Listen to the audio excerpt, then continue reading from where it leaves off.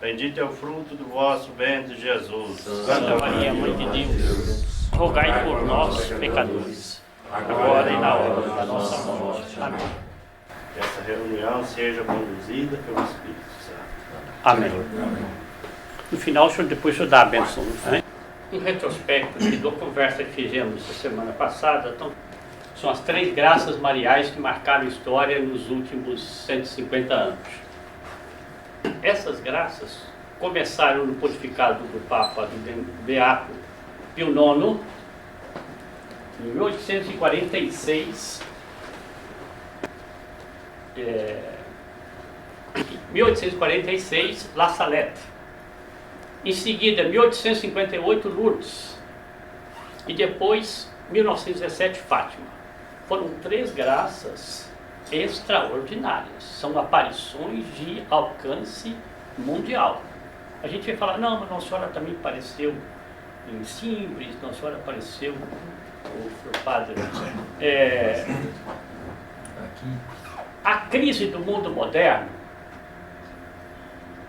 ela se explica pela rejeição dessas 3 graças. É o que eu estava querendo abordar. Porque Nossa Senhora não mandou o profeta, ela veio. E as mensagens foram... La Salette, a gente sabe, foi muito combatida até dentro do clero. Tem palestra no nosso canal que trata de La Salette. Vale muito a pena ver, o Luiz de Fora, um especialista, trata da La Salette. Fátima foi muito boicotado também, muito silenciado, a tal ponto que os pedidos de Nossa Senhora de Fátima, da consagração da Rússia, da reforma de vida, da devoção aos primeiros sábados, um montinho de gente que atendeu a recitação do texto. Como? A recitação do rosário. Recitação do rosário. Então, se o mundo caiu nessa baixeza que caiu, sobretudo no nosso ocidente, né? É uma recusa dessas graças. E quando tem recusa e a gente quer voltar, tem que ter o meia-culpa. Né? Tem que ter o meia-culpa. Vai confessar? Não tem que fazer exame de consciência? Não tem que ter contrição? O mundo tem que ter uma contrição. Eu ouvi pela primeira vez uma aplicação da parábola do filho pródigo. Aqui é leigo falando para leigos e me perdoe, né, padre? Mas a gente sempre considera a parábola em termos individuais.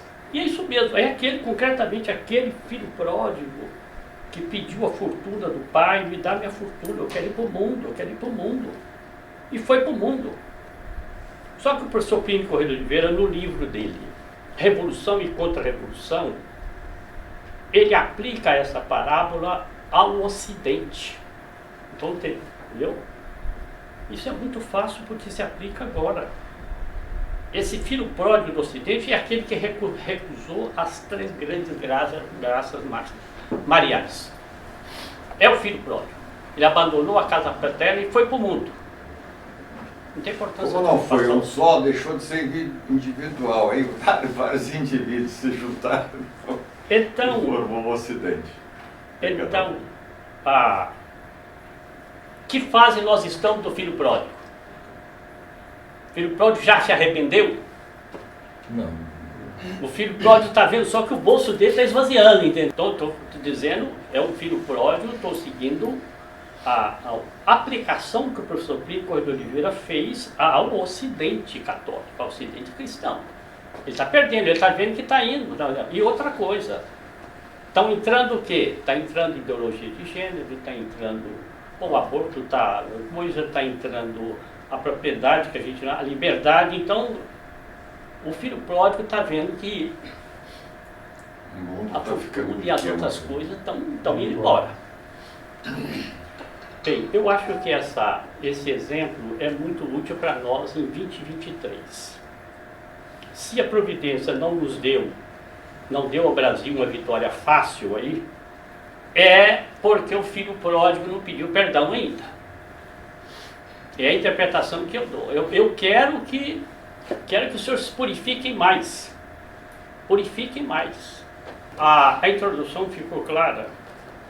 Então, hoje, nós estamos em 23, hoje é 22, né? 22 de janeiro. Nossa Senhora está nos convidando para uma purificação.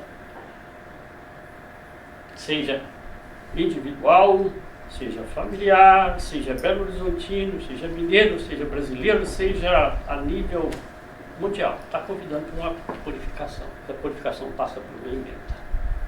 Então, esse é o sentido, Padre Anderson, que eu vejo que os católicos têm que abrir a mente para isso.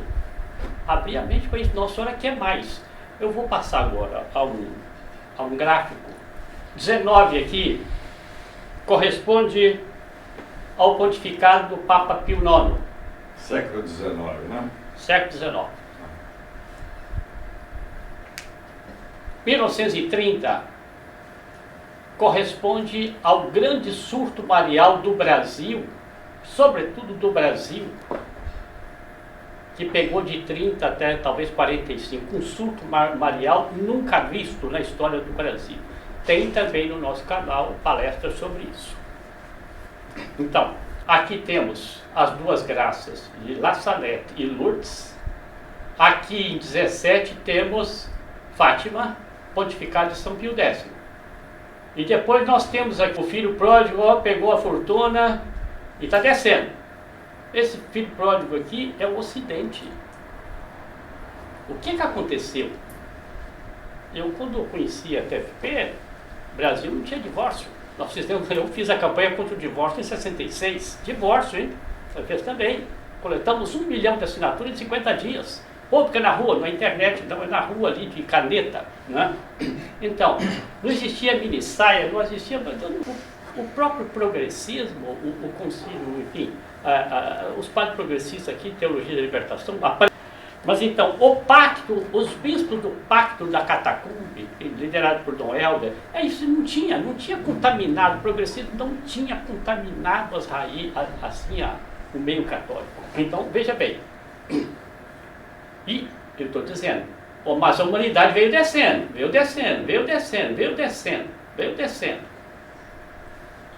Aqui, nos anos 70, não no Brasil propriamente, mas nos Estados Unidos, começou um grande reação, um movimento conservador.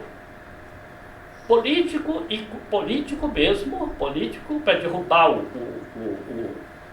Partido Democrata, que é de esquerda, e também com consequências morais muito grandes. O Catolicismo, nossa revista, publicou um número especial sobre a mudança dos costumes nos Estados Unidos nessa época. É muito importante ver. Etiqueta, lembra? O Catolicismo tem uma reportagem muito grande, recomendo muito ler o que é que foi esse começo de restauração nos Estados Unidos naquele tempo. Só que esse pessoal americano, quando foi 80, vieram uns 3 ou 4 ao Brasil visitar a TFP e ver quais eram os métodos que eles aplicam aqui, tudo, e trocar ideias e tudo mais. Foi muito proveitoso. Me lembro deles, tiveram várias conferências com o nosso pessoal, o professor Pierre Correia de Oliveira. Bem, intercâmbio.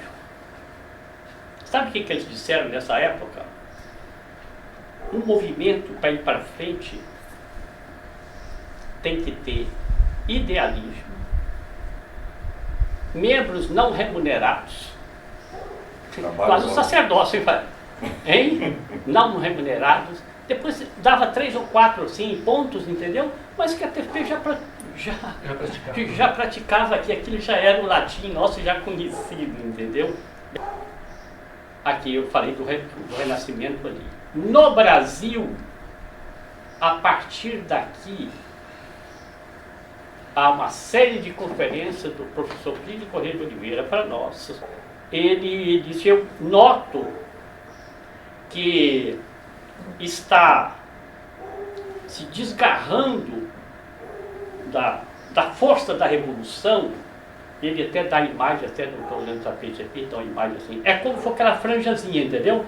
mas está aparecendo na borda grande máquina vamos chamar de perdição, nós chamamos do establishment, porque da sociedade. Na sociedade já está começando a gente a desgarrar, que ele chamava da franja. Ele vai acompanhando e diz assim, aliás, ele fez uma reunião aí para membros da TFP, famílias americanas que vieram aqui, e perguntaram para ele, o senhor fala que está vendo uma graça nova, o que é essa graça nova? Ele quis dizer isso, que grande parte desse centrão do mundo aí, centrão não é político só não, grande parte desse conjunto começa a ficar assustado com o progresso da revolução. O que é esse progresso? Vou repetir, é o aborto que está entrando, é os costumes, é isso, é aquilo. Então, entendeu? Essa dissolução da família, isso começa a assustar as pessoas. Agora, ele diz, por que é graça nova?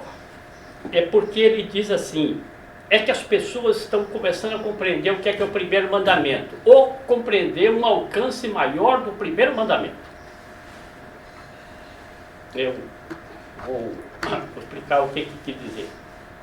Ele diz assim, até então, o católico, muito justamente, considera isso. Ele tem que trabalhar pela santificação dele, pela família dele, pelos próximos dele. Ele é mais ou menos, se eu faço isso, estou bem. Mas, o que é essa ampliação do entendimento do que é o primeiro mandamento? Mas eu vejo que a minha cidade está ruim. Eu vejo que o meu estado está ruim, eu vejo que o Brasil está... Eu vejo que esse mundo está ruim. Veja bem, ele não reza só exclusivamente para a santificação pessoal dele. Ele já põe ali um horizonte maior. Eu gosto muito lembrar aí, quando a gente está subindo a Serra da Piedade. Todo mundo já subiu, vai embaixo, você não está enxergando nada, né? Aí vai subindo, você começa a enxergar mais coisas, né? Vai subindo. Quando chega lá em cima, não é isso? Quando chega lá no alto, aquela capelinha bonita, aquilo lá, não sei se todos conhecem a Serra da Piedade, bem.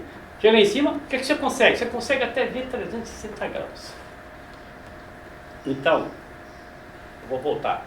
Essa concepção do primeiro mandamento extravasou de uma esfera individual ou familiar, e ele começou a compreender que o mundo precisa mudar. Então, isso é tipicamente a outra coisa, a compreensão da crise da igreja, que é o centro, né? A igreja é o centro. Essa compreensão da crise na igreja, esse progressismo. Bem, é o filho pródigo. O filho pródigo está perdendo a fortuna, está perdendo tudo. Volta ali então, Bruno. De 10 anos para cá, começa uma reação conservadora no Brasil. Olha, quando eu era jovem não existia isso aí. Esse tipo de reação e com essa compreensão. Nós estamos falando aqui. Qual é essa compreensão? Aborto, ideologia de gênero, invasão de propriedade, perda da liberdade de expressão, progressismo, teologia da libertação. Isso aí, sabe o que acontece? Isso fez um pack, é um pacote só. Pacote só.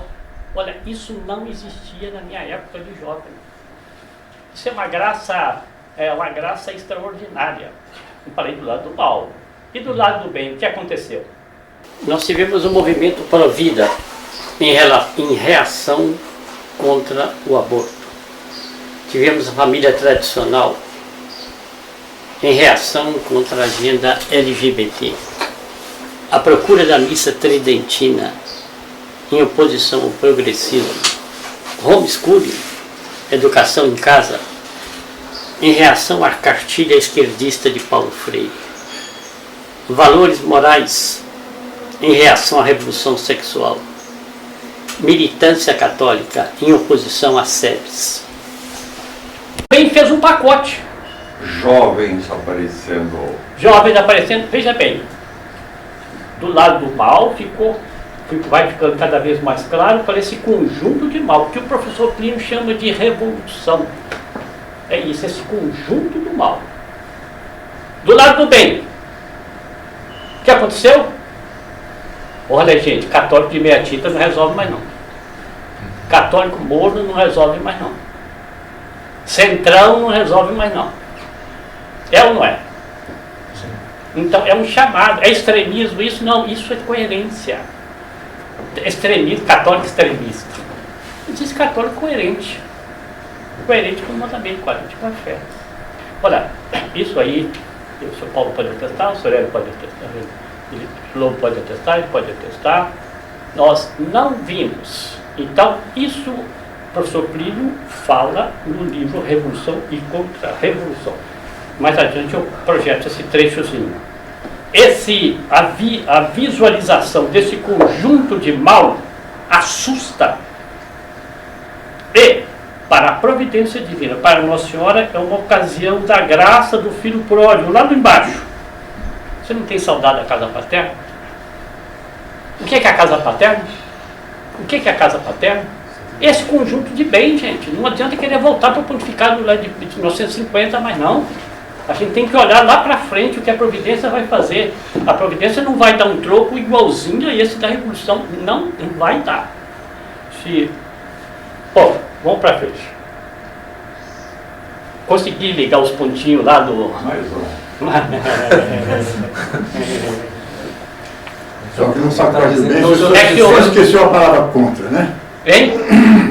No pacote do bem você falou assim, não tem missa de dentinho na boca, não, tem contra a boca. É isso, exatamente. É a aplicação do... Pois é, a própria noção de família, a própria noção de família fica mais clara. Valores cristãos. É a o contra aí seria a aplicação do princípio físico para toda ação que corresponde a uma reação em sentido de igual em sentido contrário.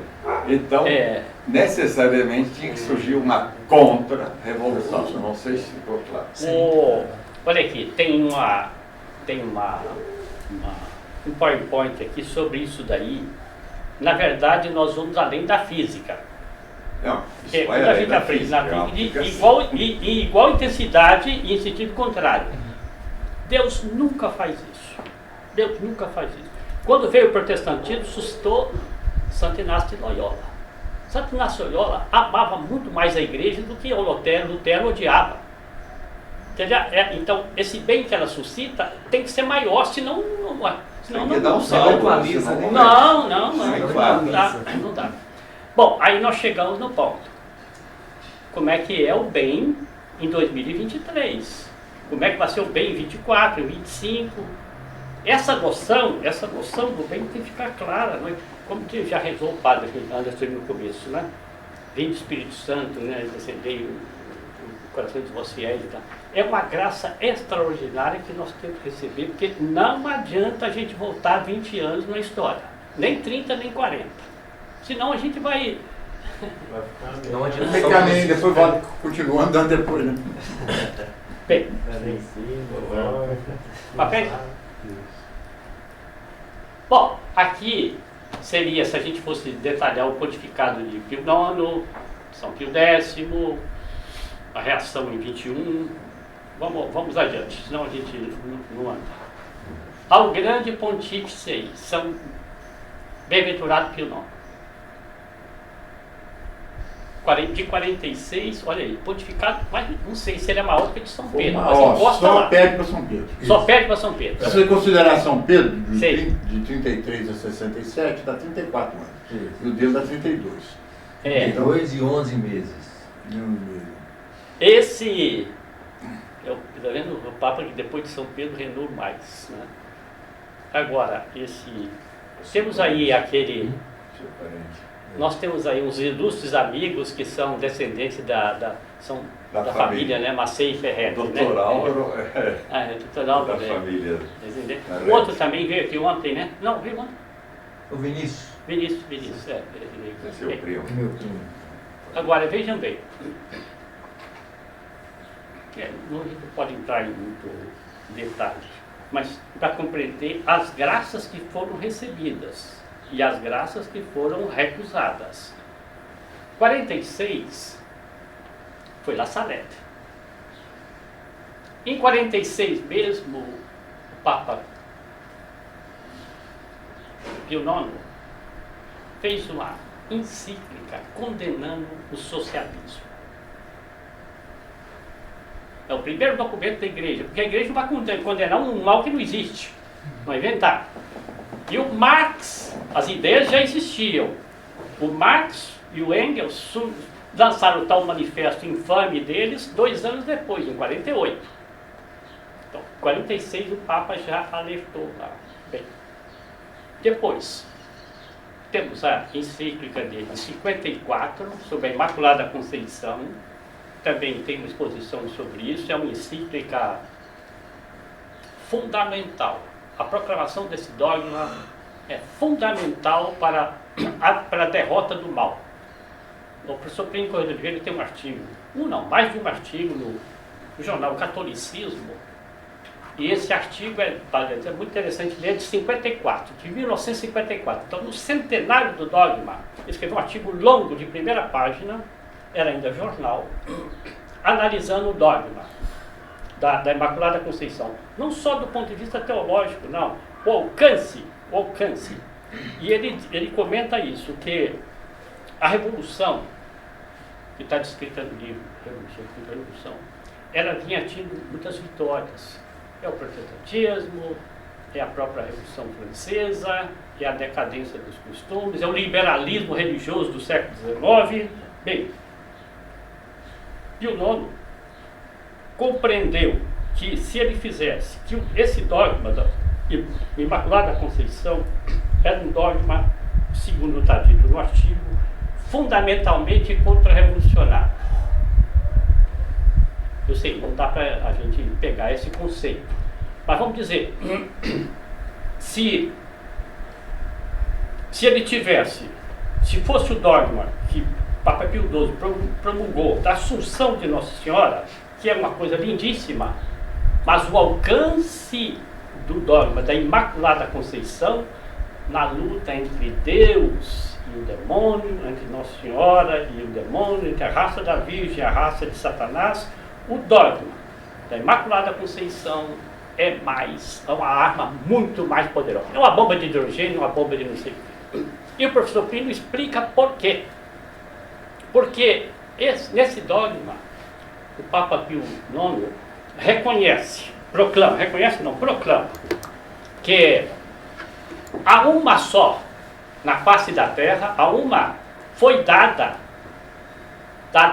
né, algo que não é dado a mais ninguém, ela é única, ela é a Imaculada Conceição. Isso é privilégio único dela. Ora, isso, doutor Plínio, isso aí ia ser condenado aí pela lei da discriminação, aí, da igualdade. Como é que é? Você está botando uma que recebe um privilégio que ninguém mais vai ter? E a igualdade? Né? Bem, então, depois a qualidade pontifícia, a devoção eucarística, também foram pontos desse pontificado. Veja que coisa bonita aqui. 54. Pela bula Inefabilis, Papa Pio IX definia o dogma da Imaculada Conceição de Nossa Senhora. Em 58, 4 anos depois, 11 de fevereiro, de 11 a 16 de fevereiro, Nossa Senhora aparecia 18 vezes a uma filha do povo, Bernadette Soubirous, declarando ser, ela disse, eu sou a Imaculada Conceição. Então, na aparição de Nossa Senhora vai e chancela o dogma do Papa. Eu sou a Imaculada Conceição, ela no disco dela. Isso é uma coisa muito bonita. Muito bonita. Santa Bernadette Soubirous, quantos anos ela tinha? 16 anos, 17 anos, filha do povo. Tem até esses filmes aí que fazem sobre ela, né? Mal tinha onde, a família mal tinha onde ficar, entendeu? Analfabeta. É isso. E veio o Anderson Leigo. A devoção de São Pedro Julião e Mar. Sacramentinos. Ele fazia sermões, e esses sermões dele foram depois compilados e tudo mais. Mas agora veja o que ele fala aqui. Eu tenho o prazer de repetir aqui para os amigos aqui. Palavras dele. Não receio afirmar que pela comunhão somos levados acima dos anjos. Senão, em natureza não pode, né?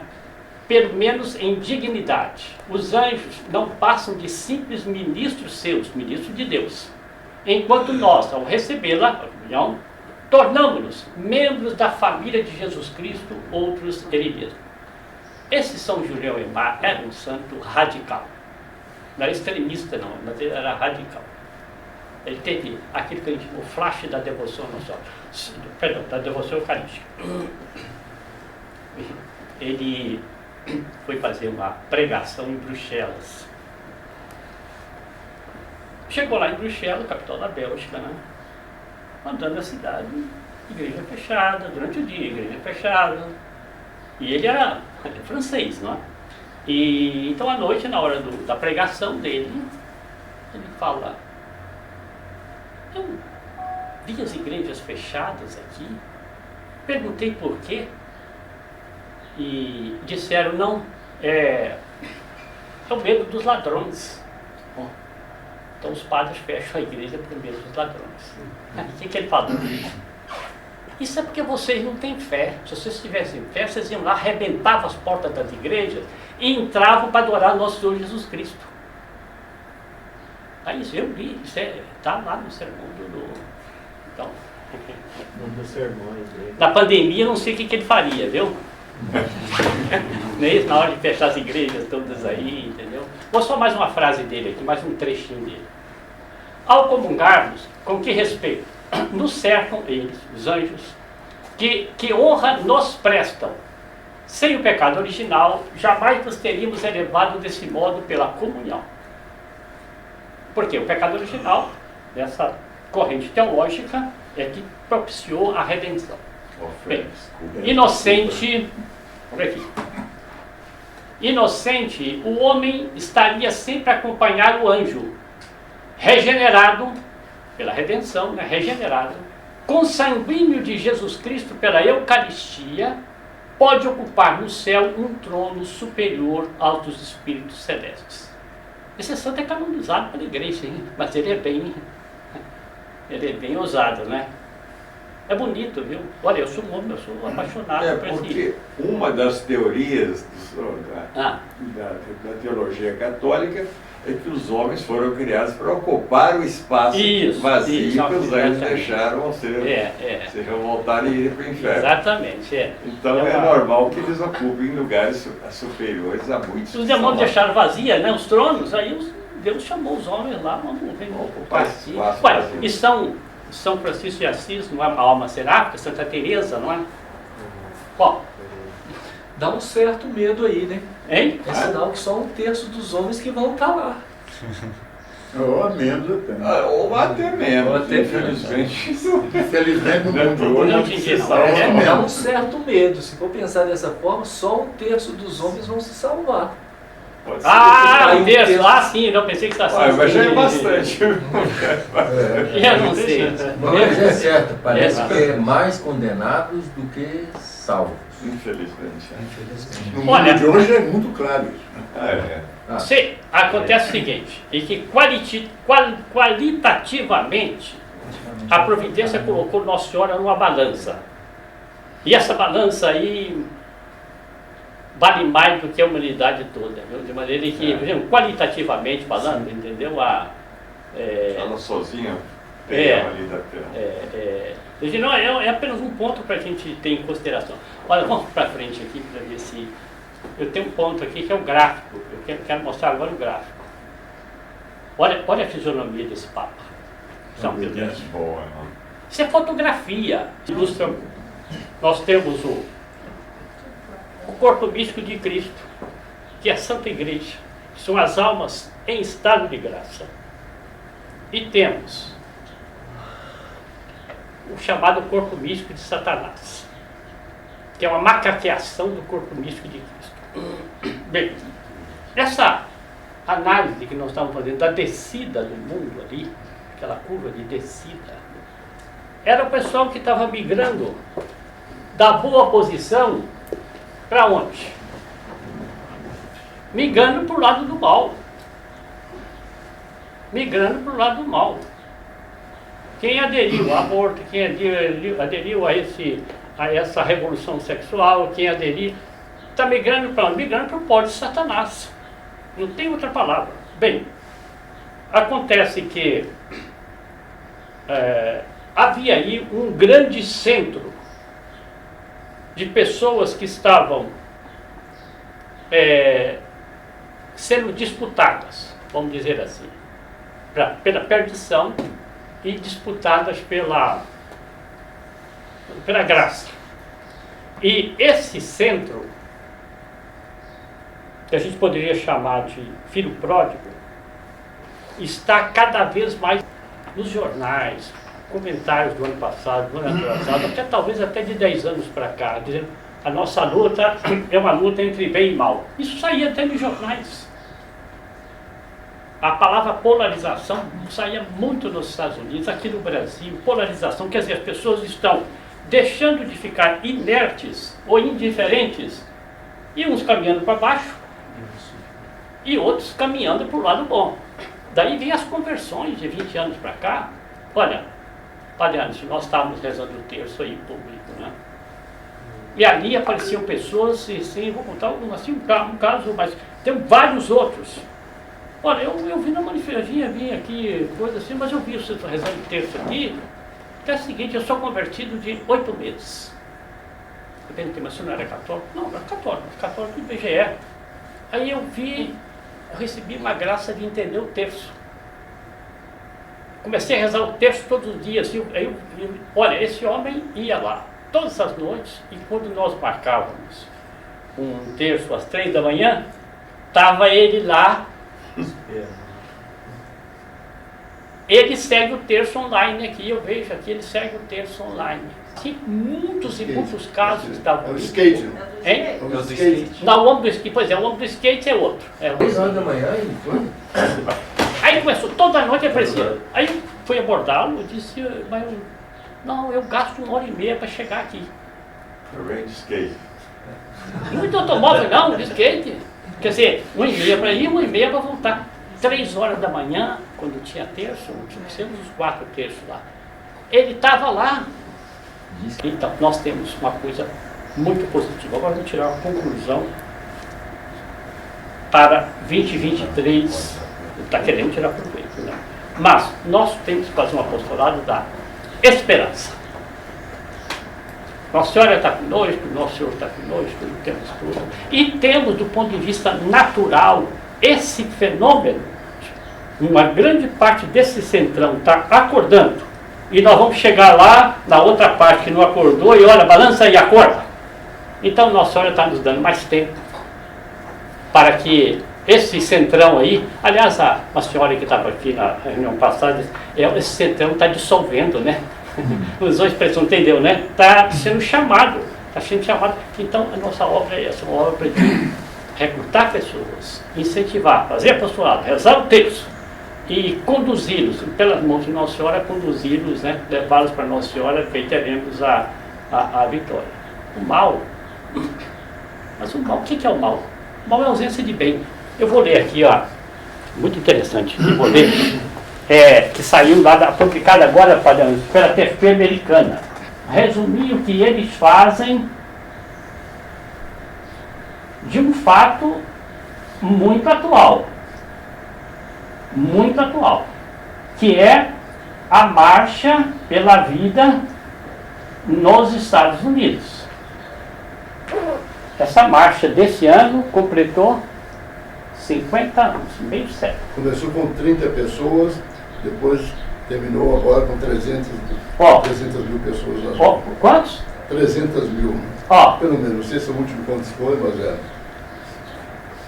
30 para 300. E a derrota do amor. Agora, esse artigo da TFP americana, ele resume muito bem, é muito curto e ele resume muito. Primeira lição que nós devemos tomar da derrota do aborto nos Estados Unidos, que no ano passado a Suprema Corte reverteu a decisão de 73. Então, A primeira lição é a prova inegável de que as coisas consideradas impossíveis podem ser feitas.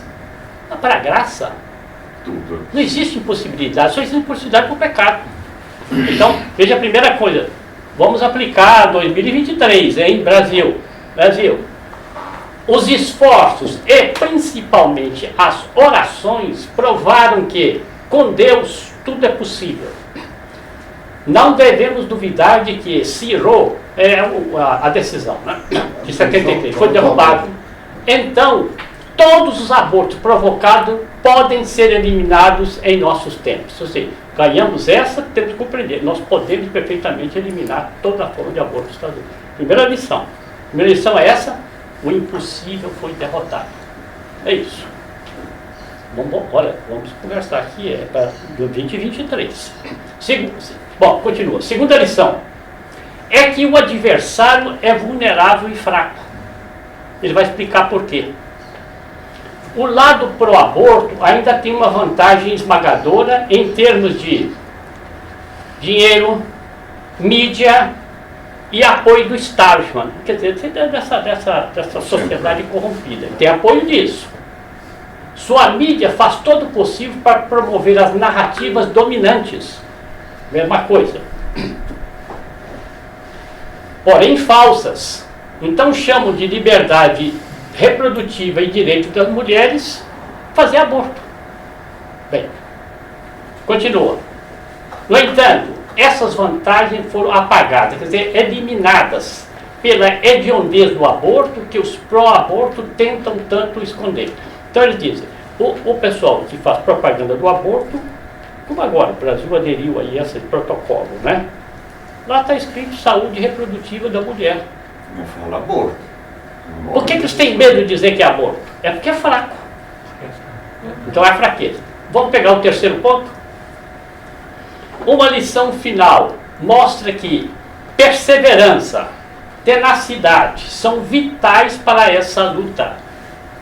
Olha, quem desanimou no primeiro round aí, não chega porque lá. não tem fé. Ninguém ganha a batalha desse jeito. Você conhece o quê? O general Patton, né, herói da Segunda Guerra, né, dizia para os americanos lá, né, disse, olha, soldados, nenhum soldado entra na guerra para morrer pelo seu país. Um soldado entra na guerra para que o adversário dele morra pelo país dele. Investe o jogo. Tá bem, espera um pouquinho. Tá, né, veja bem, eu não tenho guerra para morrer, eu tenho para o lado de lá perder. Eu tenho que correr bem. O que está acontecendo? Então vamos lá. Uma lição final mostra que perseverança e tenacidade são vitais para essa luta. A trágica decisão do Scotus, que é a decisão da Suprema Corte, 73, pretendia resolver definitivamente a questão do aborto, com a expectativa de que a resistência desaparecesse, né? Desaparece. Aí ele mostra que, olha, a maioria achava que o aborto seria gradualmente aceito nos Estados Unidos, como aconteceu nos países da Europa. Por que progrediu na Europa? Porque não teve resistência. Aí ele mostra, não, fizemos a resistência e a coisa reverteu. Então é uma mensagem de esperança do ponto de vista, né, de a graça e tudo mais. Bom, o que eu queria falar era isso, né? Alguns anos depois. Eu presenciei isso no Brasil, presenciei isso nos Estados Unidos.